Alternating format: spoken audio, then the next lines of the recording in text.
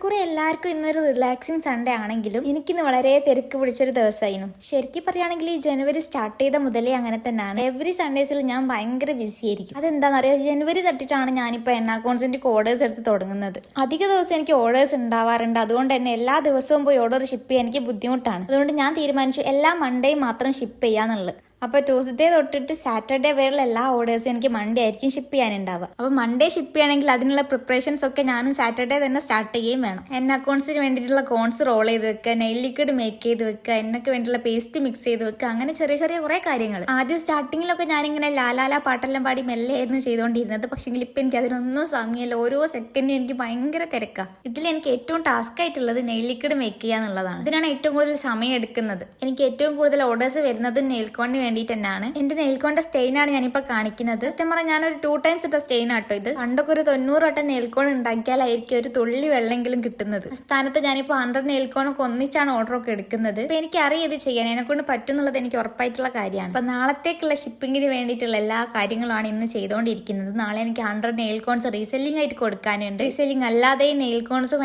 അക്കൗണ്ട്സും കൊടുക്കാനുണ്ട്. നമ്മൾ അക്കൗണ്ട്സും നെയിൽ കോൺസും ഒക്കെ പർച്ചേസ് ചെയ്യാൻ താല്പര്യമുള്ളവർ ഈ നമ്പറിലേക്ക് മെസ്സേജ് അയച്ചാൽ മതി, അല്ലെങ്കിൽ ഇൻസ്റ്റാഗ്രാമിലേക്ക് മെസ്സേജ് അയച്ചാലും മതി.